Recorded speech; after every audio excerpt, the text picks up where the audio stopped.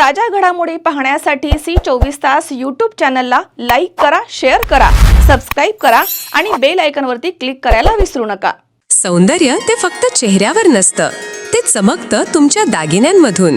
सोने, चांदी, हिरे आणि विश्वासाचं तेजस्वी नाव ओम मयूर ज्वेलर्स, संगमनेर। पिढ्यानपिढ्यांचा वारसा, आधुनिक डिझाईनची चमक आणि विश्वासाचं नातं। सर्वात कमी भाव, सर्वात कमी मजुरी, सोन्याची शुद्धता बिलावर लिहून देणारे एकमेव दालन आणि 100% हॉलमार्क शुद्धतेची हमी फक्त ओम मयूर ज्वेलर्समध्ये। खास गोल्ड SIP योजना, मजुरीवर तब्बल 100% सूट। लग्न कार्य असो, सण समारंभ असो किंवा खास क्षण, तुमची कहाणी सांगणारे दागिने मिळतील फक्त इथेच। आता सुवर्ण बस्त्यासाठी नाही कुठली धावपळ, कारण संगमनेरमध्येच आहे दागिन्यांचा खजिना, नव्या डिझाईन्ससह विश्वासानं सजलेला। तुमच्या सौंदर्याचा हक्काचा दागिना, शुद्धता पडताळणी मशीन। दागिना घेताना फसवणुकीला नाही जागा, कारण तुमच्या विश्वासाची जबाबदारी घेतली आहे ओम मयूर ज्वेलर्स। ओम मयूर ज्वेलर्स म्हणूनच आजच भेट द्या। ओम मयूर ज्वेलर्स, अशोक चौक, संगमनेर। संपर्क 93712044। ओम मयूर ज्वेलर्स, स्वतंत्र पार्किंग सुविधा। संगमनेर येथील मालपाणी लॉन्स इथे मुख्यमंत्री देवेंद्र फडणवीस यांच्या वाढदिवसानिमित्तानं तसेच माजी उपमुख्यमंत्री स्वर्गीय अजित पवार यांच्या जयंतीनिमित्तानं आयोजित करण्यात आलेल्या छत्रपती शिवाजी महाराज महास्वराज्य महसूल समाधान शिबिरामध्ये आमदार अमोल खताळ यांनी विरोधकांवरती नाव न घेता जोरदार टीका करत राजकीय वातावरण चांगलंच तापवलंय। कार्यक्रमात बोलताना आमदार अमोल खताळ म्हणाले की न्यायालयानं संबंधित याचिका केवळ सुनावणीसाठी स्वीकारली असून त्यावरती अंतिम निर्णय झालेला नाहीये। मात्र काही जण त्याचा चुकीचा अर्थ काढत पुन्हा आमदार किंवा मुख्यमंत्री होण्याची स्वप्न पाहू लागलेत, पण संगमनेरच्या जनतेनं दिलेला कौल हा अंतिम असून तोच माझ्या विजयाचा खरा आधार आहे। त्यांनी पुढे विरोधकांवरती निशाणा साधताना म्हटलंय की 40 वर्ष जनतेनं तुम्हाला नेतृत्व करण्याची संधी दिली। मी अवघ्या 2 वर्षांचा असताना तुम्ही संगमनेरचे आमदार होता। आज 42 वर्षांच्या तरुणाला जनतेनं निवडून दिला आहे। हा पराभव कोणत्याही एका व्यक्तीने केलेला नसून संगमनेरच्या जनतेनं आणि नियतीने केलाय। न्यायपालिकेवरती पूर्ण विश्वास व्यक्त करत आमदार खताळ म्हणालेत की माझा न्याय व्यवस्थेवरती संपूर्ण विश्वास आहे। न्यायालयामध्ये सत्याचाच विजय होणार, त्याचबरोबर संगमनेरच्या मायबाप जनतेच्या आशीर्वादामुळे माझाही विजय निश्चित आहे याची मला खात्री आहे। या कार्यक्रमासाठी संगमनेर उपविभागाचे प्रांताधिकारी अरुण मुंडे, तहसीलदार धीरज मांजरे, गटविकास अधिकारी प्रवीण सिनारे, महावितरणचे कार्यकारी अभियंता प्रदीप वट्टमवार, उपविभागीय कृषी अधिकारी अक्षय गोसावी, तालुका कृषी अधिकारी रेजा बोडके, सहाय्यक वन संरक्षक अमरजित पवार, भाजपचे ज्येष्ठ नेते भीमराज चत्तर, शेतकरी नेते संतोष रोहम, शिवसेना जिल्हा संघटक विठ्ठल घोरपडे, तालुका प्रमुख राजेंद्र सोनवणे, शहर प्रमुख विनोद सूर्यवंशी, भाजप अल्पसंख्याक जिल्हा अध्यक्ष राऊफभाई शेख, तसेच तालुका अध्यक्ष गुलाब भोसले, शहर अध्यक्ष पायल ताजने, राष्ट्रवादी काँग्रेस महिला जिल्हा अध्यक्ष वैशाली राऊत, नगरसेविका साक्षी सूर्यवंशी, युवसेना उपजिल्हा प्रमुख सौरभ देशमुख, तालुका प्रमुख सुनील शेवाळे, शहर प्रमुख सार्थक शेवाळे यांच्यासह विविध विभागांचे अधिकारी आणि अनेक मान्यवर या ठिकाणी उपस्थित होते। यावेळी महसूल, कृषी, पंचायत समिती आणि वन विभागाच्या विविध योजना अंतर्गत लाभार्थ्यांना प्रमाणपत्रांचं वाटप आमदार अमोल खताळ यांच्या हस्ते करण्यात आलं। तसेच राज्य शासनाच्या जनकल्याणकारी योजना, मतदारसंघामधील विकास कामं, प्रशासनामधील बदल आणि भविष्यामधील विकास आराखड्याचा देखील त्यांनी आढावा घेतला। विशेष म्हणजे माजी महसूल मंत्री बाळासाहेब थोरात यांचं नाव न घेता केलेल्या टीकेमुळे कार्यक्रमानंतर तालुक्याच्या राजकीय वर्तुळामध्ये चर्चांना मोठं उधाण आलंय।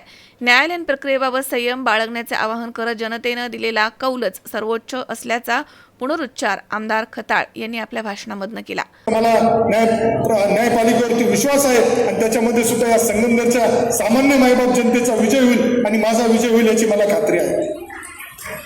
न्यायालयाने फक्त याचिका सुनावणीसाठी स्वीकारली, परंतु काही जणांना, काही भावी मुख्यमंत्र्यांना अचानक पुन्हा स्वप्न पडायला लागले की आता आम्ही पुन्हा भावी मुख्यमंत्री होतोय, आम्ही पुन्हा आमदार होतोय।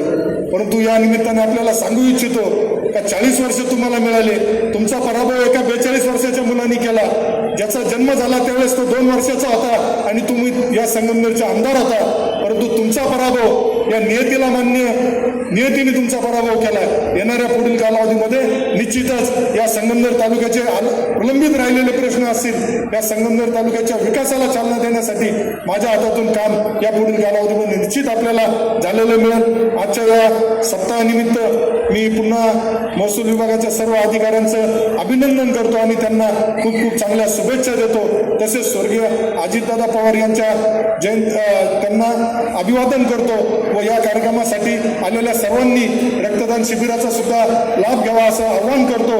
आणि जे काही महसूल विभाग असेल, ग्रामविकास विभाग असेल, सर्वच विभाग जे इथं आहेत त्यांच्या सर्वांच्या सहकार्याने, त्या विभागातील अधिकारी असेल, कर्मचारी असेल, यांचं सगळ्यांचंही मी अभिनंदन करतो आणि त्यांना खूप खूप शुभेच्छा देतो. आणि फक्त एवढंच सांगेल का हे सामान्य शेतकऱ्यांचं, सर्व सामान्य लोकांचं हे सरकार आहे. त्यामुळे या सरकारच्या योजना ज्या आहेत, या सरकारच्या योजना सामान्य लोकांपर्यंत पोहोचवण्यासाठी आपलं सुद्धा योगदान, सहकार्य असंच राहून द्या. धन्यवाद. जय हिंद, जय महाराष्ट्र, जय श्रीराम. समाधान शिबिर आत्तापर्यंत आपल्या तालुक्यात विधानसभा मतदारसंघात बरेच कार्यक्रम झाले.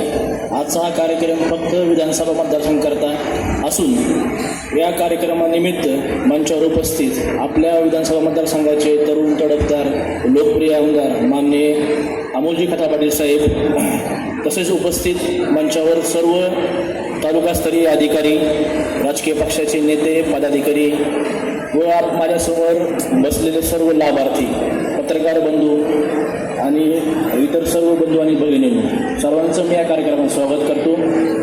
आताच तहसीलदार साहेबांनी सांगितल्याप्रमाणे आत्तापर्यंत आमच्या संगमनेर तालुक्यामध्ये आपण 14 मंडळामध्ये असेच महाराष्ट्र कॅम्प घेऊन आत्तापर्यंत साधारणतः 10,000 लाभार्थ्यांना आपण लाभ दिलेले आहेत.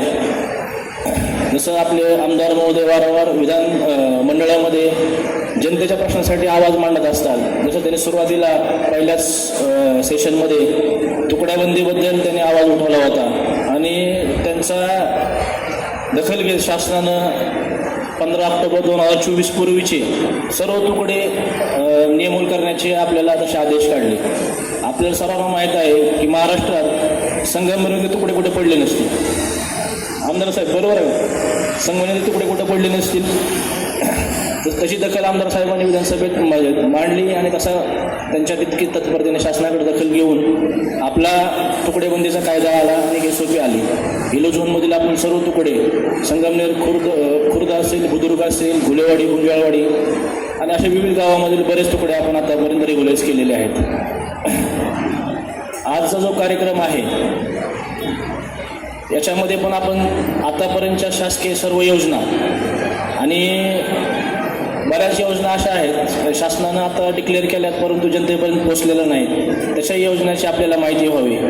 हा कार्यक्रम घेण्याचा मुख्य उद्देश म्हणजे आपल्या महाराष्ट्राचे मुख्यमंत्री साहेब माननीय श्री देवेंद्र फडणवीस साहेब यांचा वाढदिवस 22 जुलैला होता. तसेच महाराष्ट्राचे दिवंगत उपमुख्यमंत्री माननीय अजितदादा पवार यांची जयंती 22 जुलैलाच असते.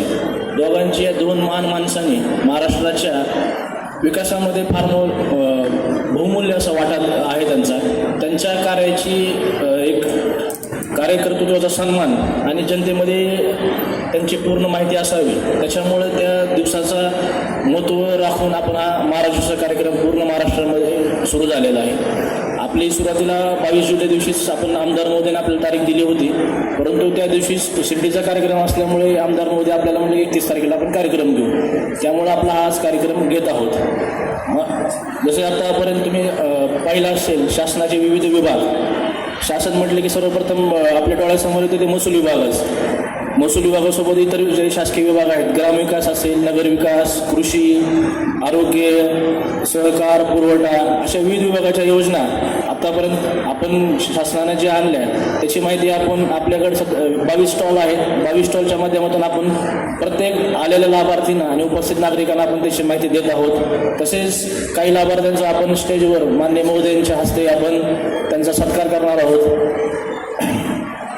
आता आपल्याला सर्वांना माहीत आहे मागच्या विधान मंडळामध्ये एक असं अभूतपूर्व असं एक विधेयक पास झालं, ज्याच्यामध्ये महिला शेतकऱ्यांना शेतकरी हा दर्जा देण्यात आला.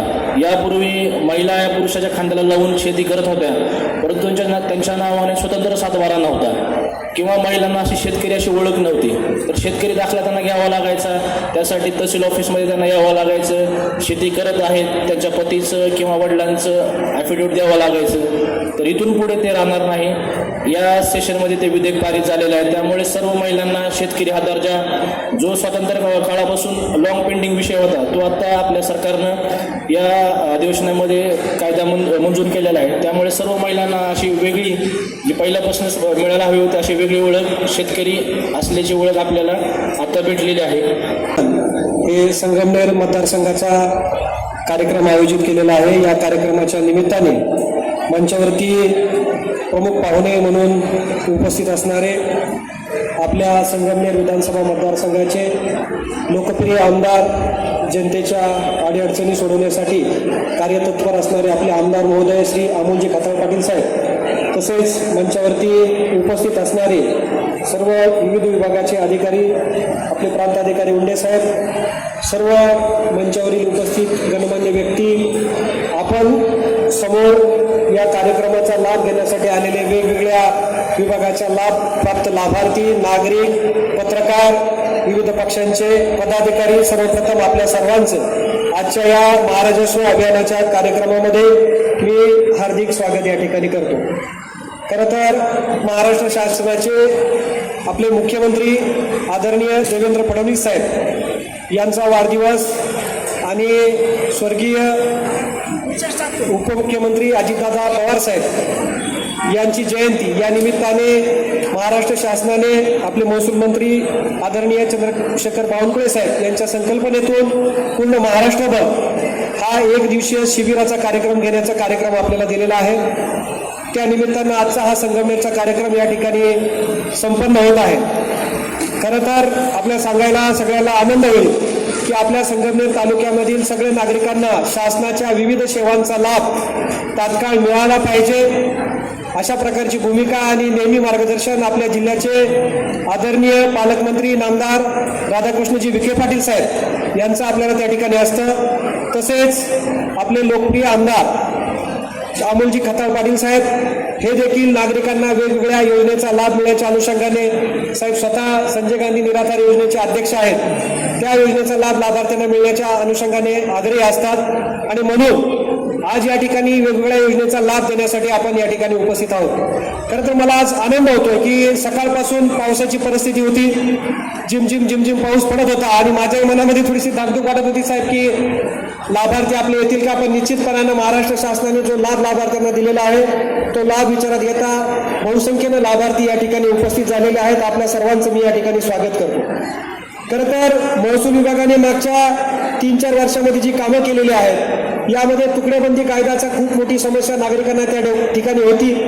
आपले आमदार महोदय यांनी विधानसभेमध्ये हा मुद्दा उपस्थित केला आणि त्या ठिकाणी नगरपालिका हद्दीतील आणि रिजनल टाउन प्लॅनिंगमधील तुकडेबंदी कायदा रद्द करून 15 ऑक्टोबर 24च्या पूर्वीचे सगळे तुकडे आदरणीय महसूल मंत्री साहेबांच्या आदेशानुसार त्या ठिकाणी नियमित झाले, त्यांचे व्यवहार नियमितपणे त्या ठिकाणी होत आहेत.